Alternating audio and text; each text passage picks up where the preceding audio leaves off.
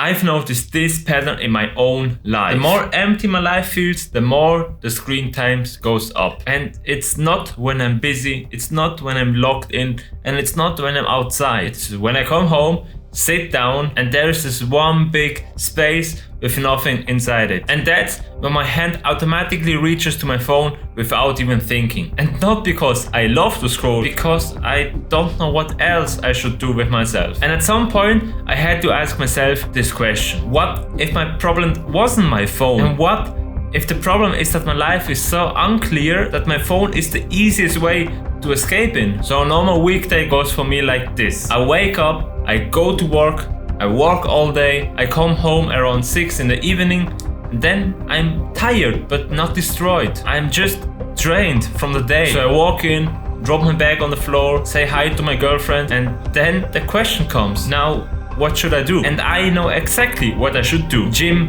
cook something decent, work on a project that might help my future or change my future, go for a walk or just read something. But most of the nights, there's nothing really planned. No specific place to be, no clear thing to move forward. So I just sit down for only 5 minutes on the couch, and in this emptiness, my hand automatically goes into my pocket to my phone. So I take my phone out, and suddenly the question, know what, is gone. And for a long time, I thought that fighting the phone directly is the solution. Delete apps, set a timer, put a grayscale on, and all these tricks and tips. And sometimes they help, but only for a few days. Then I find the same thing doing just on a different app, on YouTube, or maybe just even on the browser. And I even tried to put my phone in a different room, and I remember this clearly. So I put the phone on the kitchen counter, went back to the room like, okay, no distraction, I'm logged in, I'm serious now. And there I was, just sitting on the chair and staring at the wall. And I realized I had nothing to do, nothing I was excited about, no clear steps I had to do. So I went back to the kitchen and picked up my phone again. And not because I lost the game against willpower, but because the alternative was just nothing. And from that point on, this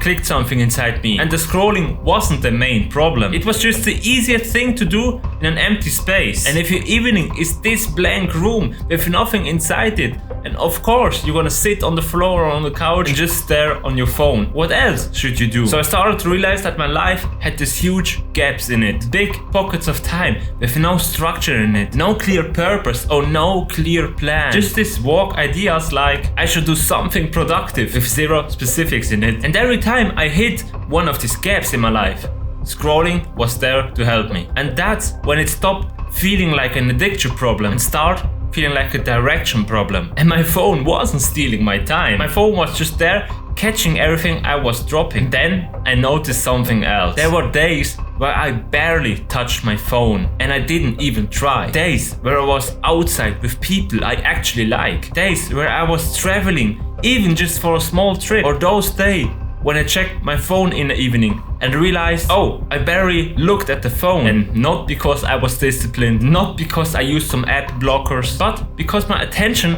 was already taken and my life at that moment was already full enough, and that phone felt secondary. And those days made something very clear for me. It's not that I can't focus in general, it's that my normal life often doesn't give my attention anything real to hold on to. So instead of asking, how do I stop scrolling, I started to ask, what was I exactly trying to escape from? And for me, it was that mix of uncertainty and boredom. I'd come home and feel that low-level restlessness, like I was wasting my life, but also like I had no clear alternative. And there was no big project I deeply connected to, and no sense of this is what my evenings are for. So of course my brain picked the easiest way out. And if your inner world feels empty and uncertain, your phone starts to act like a life raft. And you might even not like it, but it's better than sitting alone with yourself with the thoughts that you're drifting away. So I tried a different approach. Instead of starting with restrictions, I started with additions. And not how do I use my phone less, but what would actually make the day I would like to live. And sometimes the answer was simple.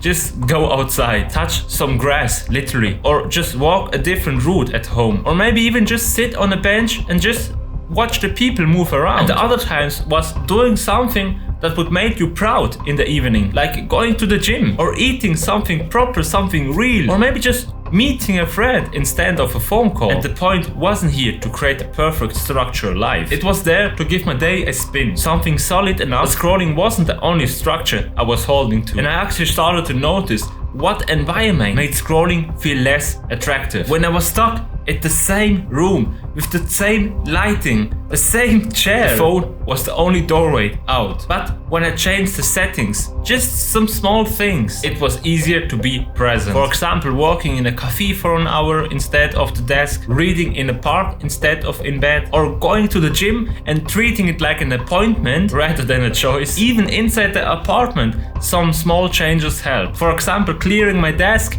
that it don't scream chaos when I sat down, putting a book or a notebook where my phone usually sits, or just making the room like a place to live in instead of just scrolling. And the more the physical world invited engagement, the less my digital world has to carry. And underneath all this is one big question: what is your time for? And not in a dramatic type like what is your life purpose way. Just what do you want your evenings to be about, or your weekends, or your 20s? Because if the answer is I don't know, this thing will answer it for you, and it will be happy to fill every empty space in your life. But for me, I started with small, real answers. With honest answers. I want to be strong. I also want to make more money. I want to work to mean something or to someone. And I want a relationship that feels real instead of digital. And once I admitted to these questions, or to these answers, it became easier to see where scrolling didn't fit in, because it steals my time where I exactly need to build these things. And over the time, the goal stopped being how do I stop scrolling. It became like I want a life I don't feel like running away from it. And when your days are fuller, scrolling doesn't vanish. It just don't have place in it. And scrolling becomes just a break, not a habit. And something you just visit for a short time and not live in. And you don't have to scream at yourself to have discipline. And you won't need to install different apps to keep you away from Instagram, for example. Just be busy living. A walk here, a conversation there, a bit of work, a bit of effort, and a bit of genuine rest. And in that kind of life, your phone stops being like a portal out of the real life. It becomes just another tool. Sometimes useful, sometimes entertaining, but never the main event in your life. And if you feel like that your phone is actually taking your life, there's a good chance it's actually filling one, an empty or unclear life. And you don't reach to your phone every second because you're a horrible person or have no discipline. You reach to your phone because in that exact moment you don't have anything else to do. No plan, no direction, and no place where your energy has to go. And if this feels like your life right now, don't delete apps. Start by adding one real thing to your life that makes your life just a bit more busy. And if you want someone to have next to your side while you try to figure this out, you know where to find me. As for that, thanks for watching, and we'll see us next week.